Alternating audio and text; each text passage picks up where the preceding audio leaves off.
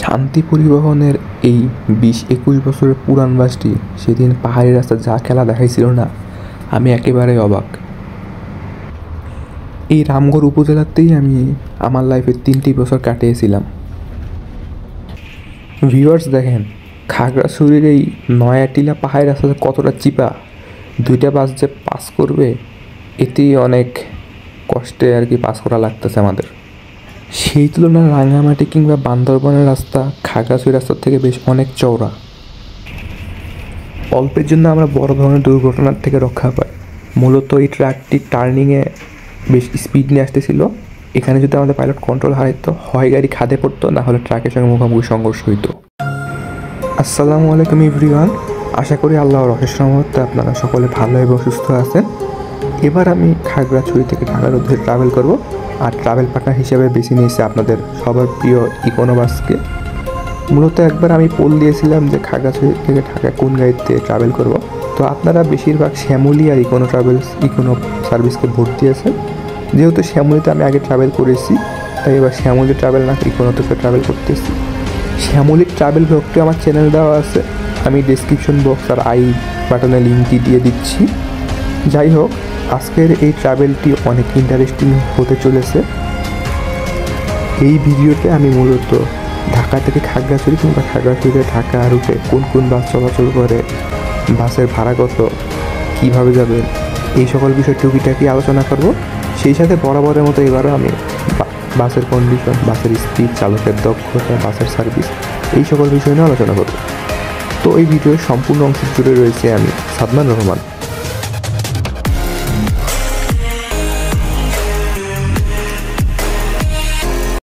ঘড়িতে সময় এখন রাত 9টা, আর আমি অবস্থান করছি খাগড়াছড়ির নারিকেল বাগানের ইকোনো কাউন্টারের সামনে। আর এই হলো কাউন্টারের ভিতরকার অবস্থা। মূলত এই জায়গায় লাল সবুজ পরিবহন আর ইকোনো সার্ভিসের জয়েন্ট ভেঞ্চার কাউন্টার। বাস আসার আগ দিয়ে আমি এখানে টুকিটাকি বাস লাভিং করতেছি। আর এখানে এতগুলো বাস, মানে আনুমানিক ডেইলি 30টা করে ট্রিপ চলে ঢাকা খাগড়াছড়ি রুটে। আর খাগড়াছড়িকে বাসের স্বর্গ বললেও ভুল হবে না। একদম রাইট টাইম তথা রাত 9:30টার দিকে আমার ট্যুরমেট এসে হাজির। আর সেদিন আমাদের বাসটি খাগড়াছড়ি থেকে সবার আগে ছেড়ে গিয়েছিল। সেদিন এই বাসের পাইলট ছিল জলিল ভাই, আর ওনার ড্রাইভিং ছিল এক কথায় পুরো অসাধারণ। এই হলো বাসের ইন্টেরিয়র। এই বাসে টোটাল 40টির মতো সিট অ্যাপ্লাই করা হয়েছে। সিটগুলো মোটামুটি আরামদায়কই ছিল। আর ঢাকা থেকে খাগড়াছড়ি ভাড়া সাধারণত 750 টাকা করে নেয়। আমাদের বাসটি রাত 9:45 খাগড়াছড়ি থেকে ঢাকার উদ্দেশ্যে যাত্রা শুরু করলো। আর এই দেখেন ভিউয়ার্স, নারিকেল বাগান এলাকায় এতগুলো নাইট কোচ, মানে আমার কাছে এই দৃশ্যটা দেখে আসলে অনেক ভালো লাগতেছে একজন বাস লাভার হিসাবে। আমরা এখন খাগড়াছড়ির 0 পয়েন্টে অবস্থান করতেছি। মূলত এই জায়গায় আর্মির চেকিং আছে, তাই এখানে আমরা প্রায় 45 মিনিটের মতো স্টে করেছি। যখন এখানে একসাথে অনেকগুলো বাস হয়েছে, তখন আর কি আমাদেরকে ছেড়ে দিয়েছিল। এই জায়গাটি মূলত বাস লাভিংয়ের জন্য অনেক ফেমাস একটি জায়গা। খাগড়াছড়ির বাস লাভার ভাই ব্রাদার্সরা এই জায়গায় বাস লাভিং করে থাকেন। আর এখন আমরা আলোটিলা পাহাড়ের উপর উঠতেছি। আমাদের সামনে রয়েছে শান্তি পরিবহন, আর সেকেন্ডে আমরা, আর আমাদের পিছিয়ে রয়েছে হানিফ সহ আরও অনেক বাস। তো ভিউয়ার্স, আপনারা শান্তি পরিবহনের সাথে আমাদের পথচলা উপভোগ করতে থাকুন, সেই সাথে উপভোগ করুন এই বাসের হিনোকে 1J ইঞ্জিন সাউন্ড। যদিও বাসটি বেশ পুরাতন হয়ে গেছে বলে এই বাসের ইঞ্জিন সাউন্ড বেশ বিকৃতি হয়েছে।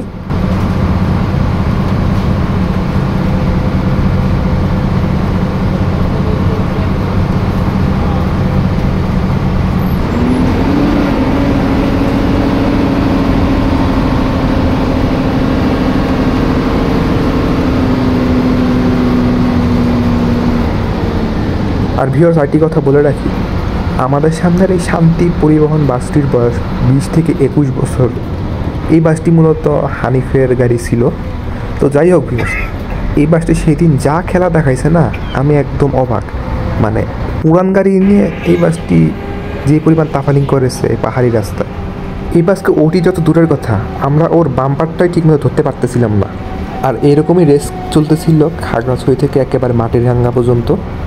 ভিউয়ার্স, আপনাদেরকে আরেকটি কথা বলি, ঢাকা খাগড়াছড়ি রুটে ইকোনো সার্ভিসের বাসগুলো মূলত ইকোনো নিজস্ব মালিকানার না, মানে ইকোনোর নামে জিপিতে চলে। আর এই বাসের মালিক কিন্তু লাল সবুজ পরিবহন। শুনতে বেশ অবাক লাগলে এটি সত্যি। বর্তমানে খাগড়াছড়ি রুটের 3টি বাস আর কি লাল সবুজ পরিবহনের মালিকানার গাড়ি। একটা সময় ইকোনো নিজস্ব গাড়ি চলতো আপনার 2016-17 দিকে, পরে 2019-এর পর থেকে ইকোনো নিজস্ব মালিকানার গাড়ি চলে না, তারা মূলত জিপির গাড়ি দিয়ে পরিচালনা করে আসছে এই রুটে। আর ভিউয়ার্স, আমি আপনাদেরকে আরেকটি জিনিস বলে রাখি যে আমাদের এই বাসের পিক আপ অনেক স্লো ছিল। 1G গাড়ি হওয়ার পরও এই বাসের পিক আপ অনেক স্লো ছিল। এর থেকে ভিউয়ার্স আমি লেল্যান্ডে উঠেছি, লেল্যান্ডের পিক আপও এর থেকে অনেক ফাস্ট। আর এই গাড়ির পিক আপ স্লো হওয়ার মূল কারণ হলো গাড়িটির বয়স অনেক হয়েছে। আর তার থেকে বড় বিষয় হলো আমি যতটুকু আজ করতে পেরেছি, এই বাসের হয়তো খুব বেশি একটু যত্ন নেওয়া হয় না, অনেক লাভ ইউজ করা হয়, এই জন্য আর কি এই বাসের পিক আপ অনেক স্লো হয়ে গিয়েছে। তবে আমাদের পাইলট অনেক স্কিলফুল ছিল বলেও এই গাড়ি নিয়েও সেদিন বেশ ভালোই তাফালিং করেছিলেন। আমরা এখন জালিয়াপাড়া নামক জায়গায় ক্রস করতেছি, সোজা রাস্তাতে চলে গেছে চট্টগ্রামের দিকে, আর আমরা ডানে মোড় নিয়ে ঢাকার উদ্দেশ্যে আগাচ্ছি। এইখানেও একজন যাত্রী বাসে উঠে। তো ভিউয়ার্স, এইবারও আমাদের সামনে আরেকটি শান্তি পড়ে। এই বাসটির বয়সও 19 থেকে 20 বছরের মতো। তো যাই হোক ভিউয়ার্স, এখন আসি আসল কথায়। ঢাকা থেকে খাগড়াছড়ির ডিস্টেন্স প্রায় 278 কিলোমিটারের মতো, আর এই পথ পাড়ি দিতে আপনাদের সময় লাগবে 7 থেকে 7.5 ঘন্টার মতো। ঢাকা থেকে খাগড়াছড়ি রুটে অনেক বাস চলাচল করে, যেমন রয়েছে শান্তি পরিবহন, S Alam service, Saudia Paribahan, Econo service, Hanif enterprise, Shyamoli Paribahan, Shyamoli এনার ট্রাভেলস, রবি এক্সপ্রেস, বেশ আরও অনেক বাস চলাচল করে এখানে। আর ঢাকা থেকে খাগড়াছড়ির প্রতি সিটের ভাড়া নেয় নন এসি বাসে 750 করে, এসি বাসে খুব সম্ভবত 900 থেকে 1000 টাকা ভাড়া নেয় ইকোনমি ক্লাস গাড়িগুলোতে। আর এসি বিজনেস ক্লাসে ভাড়া নেয় 1600 টাকা করে। এসি বিজনেস ক্লাস গাড়ির মধ্যে রয়েছে হানিফ ভলভো, রবি এক্সপ্রেস, হুন্ডাই, গ্রিন লাইন পরিবহন সহ আরও বেশ কিছু বাস। আর তাছাড়াও ঢাকা খাগড়াছড়ি রুটে বর্তমানে স্লিপার বাসও চলাচল করে। আমরা এখন খাগড়াছড়ির রামগড় উপজেলা ক্রস করতেছি। আর এই রামগড়েই আমি আমার লাইফের 3টি বছর কাটিয়েছিলাম। তো এই জায়গায় আমার অনেক স্মৃতি রয়েছে। এই জায়গাটাই আমি একটা সময় দাঁড়িয়ে দাঁড়িয়ে বাস দেখতাম। পুরনো দিনগুলোর কথা মনে পড়তে আমি একেবারে ইমোশনাল হয়ে পড়েছিলাম তখন।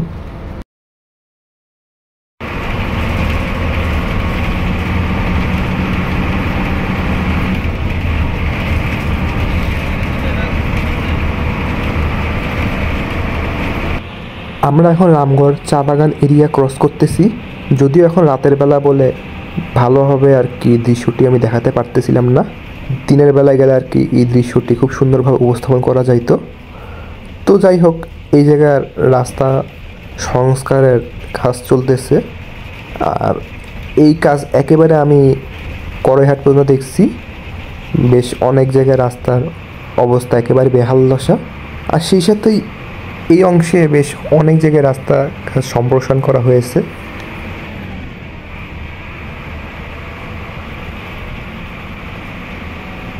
আমরা এখন নয়াটালিতে অবস্থান করতেছি।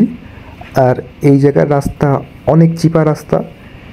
বিপরীত দিকে শান্তির একটি বাস ছিল বলে আর কি এখানে সামনের 2টি গাড়ি অনেক কষ্টে এখন পার হবে।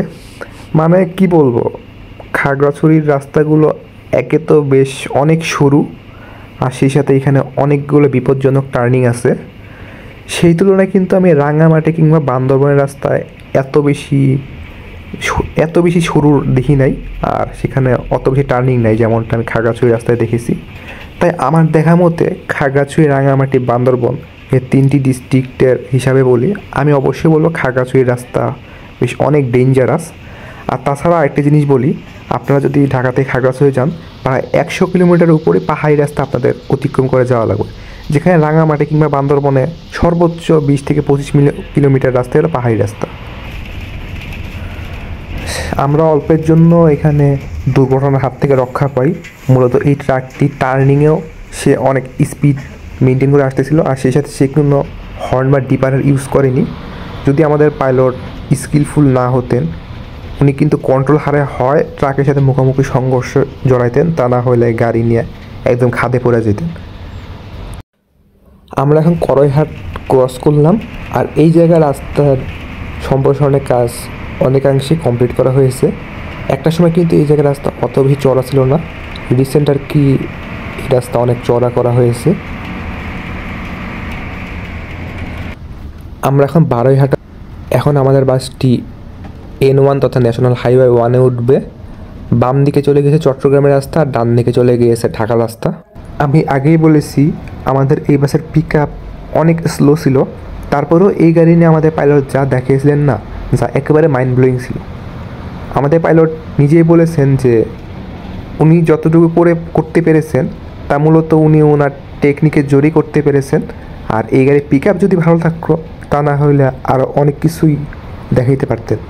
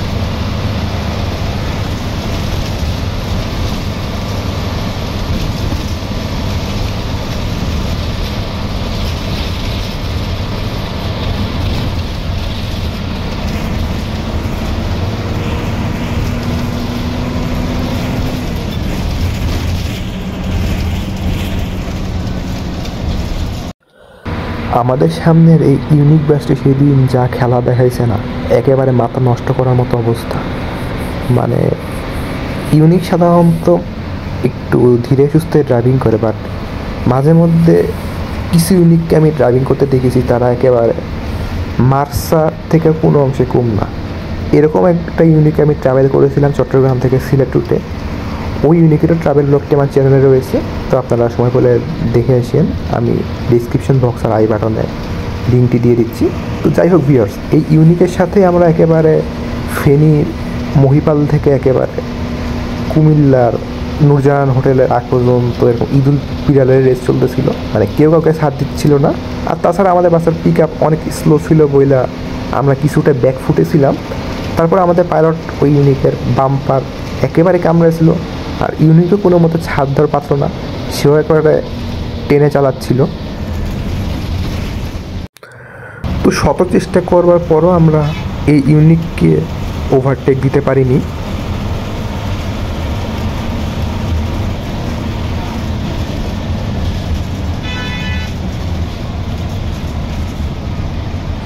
এইবার আমরা টেকনিক খাটিয়ে ইউনিককে উঠিয়ে দিতে গিয়েও এবার আমরা তাকে ওভারটেক দিতে পারিনি।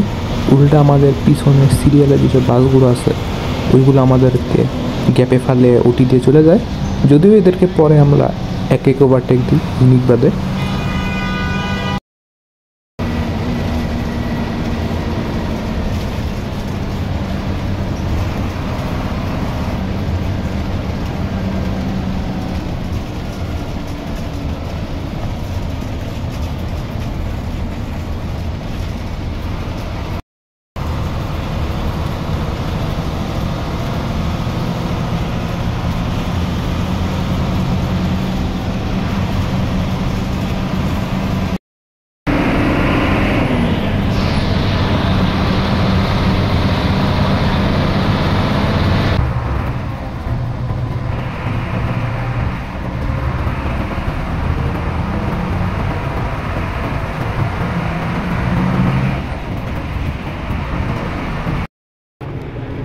গাড়িটা মূলত হিনো AK1J সিরিজের গাড়ি, আর রেজিস্ট্রেশন নাম্বার হলো 146182।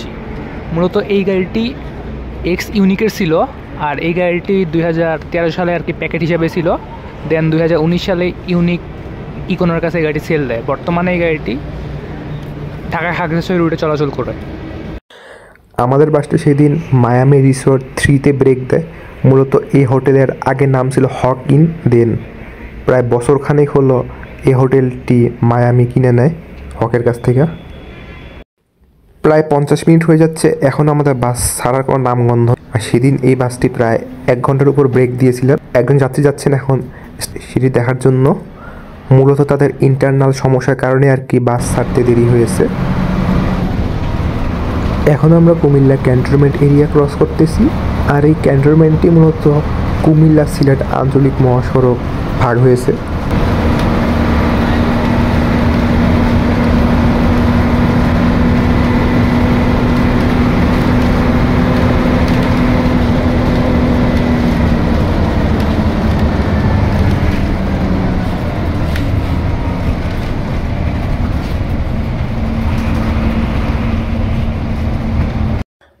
চোখের পলকেই ঝড়ো গতিতে মার্সা আমাদেরকে ওটি দিয়ে দেয়। আর সেদিন এই মার্সাই কিন্তু রবিউসানি জিম ভাই তথা ট্রাভেল উইথ জিম যিনি পরিচালনা করেন ওই ভাই কিন্তু এই বাসে ছিলেন। আর তাছাড়া কিন্তু ওই মার্সা আমার এক্স টুরমেট ছিল, যার পাইলট ছিল জলিল ভাই। আর ওই মার্সার ট্রাভেল ব্লগ আমার চ্যানেলে দেওয়া আছে, আমি ডিসক্রিপশন বক্সে তার লিঙ্ক দিয়ে দিচ্ছি। মার্সা চোখের পলকে ইউনিক দেশ ট্রাভেলস হুন্ডাইকে উঠি দেওয়ার পরেও সে একটা পর্যায়ে ট্রাকের গ্যাপে পড়ে আবারও দেশ ট্রাভেলস আর আমাদের পিছে পড়ে যায়।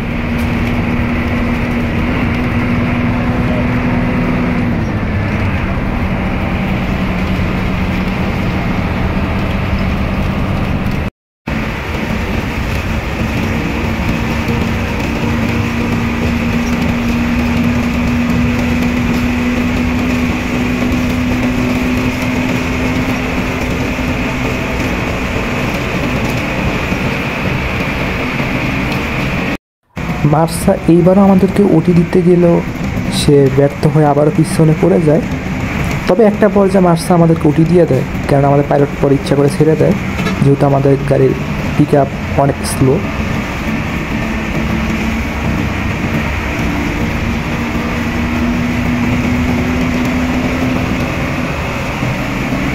এইদিকে দেশ ট্রাভেলসের হুন্ডাই তার পিক আপের জোরে হারায় যাইতে বসছিল, মানে তার সাথে পিক আপে আমরা কোনো মতে কুলে আনতে পারতেছিলাম না।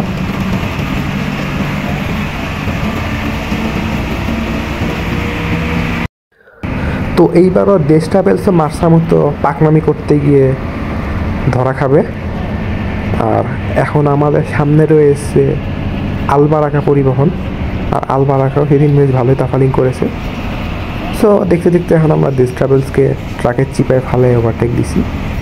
মূলত আমাদের পাইলটের স্কিল অনেক ভালো ছিল বলেই আর কি এই দুর্বল গাড়ি দিয়েও আমরা হুন্ডাইরে ওভারটেক দিলাম, যদিও দেশ ট্রাভেলস পরে আমাদের সাথে পারেনি।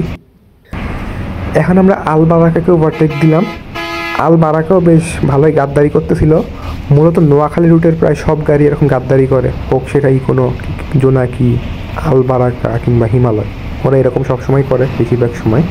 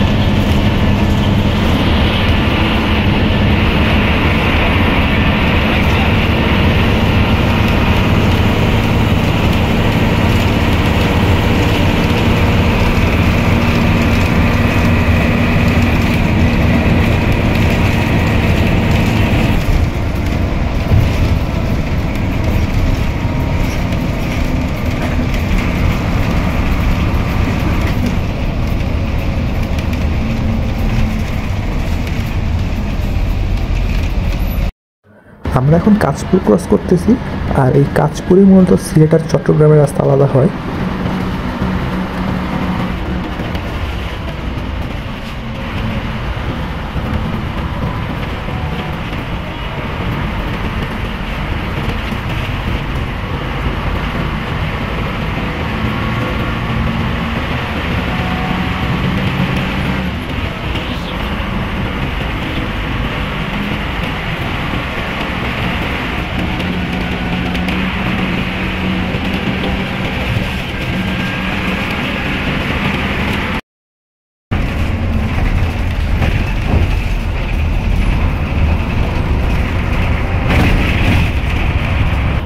ঘড়িতে এখন ভোর 6টা বাজে। আমরা এখন মেয়র হানিফ ফ্লাইওভার ক্রস করতেছি। তো খাগড়াছড়ি থেকে ঢাকায় আসতে আমাদের টোটাল 7.5 ঘন্টার মতো সময় লেগেছে। এবার আসি এই বাসের ভালো এবং খারাপ দিক নিয়ে। ভালো দিক বলতে এই বাসের ড্রাইভারের ড্রাইভিং স্টাইল ছিল এক কথায় পুরো অসাধারণ, আর সে সার্ভিস আমি ভালো পেয়েছি। বেশ কিছু সিট খাইল থাকা সত্ত্বেও পোক তোলার সুযোগ থাকার পরও তারা একজনের পোক তুলে নেই, আর এই বিষয়টি দেখে আমার খুব ভালো লেগেছে। তবে হোটেল ব্রেকে যে 1 ঘন্টা এই সময় নষ্ট করাটা, এটি আমার কাছে একটু দৃষ্টিকটু লেগেছে। তো ওভারঅল যদি রেটিংয়ে আসি, ড্রাইভিংয়ে আমি 10-এর ভিতর 10ই দিব, আর সার্ভিসে আমি 10-এর ভিতর 8 দিব।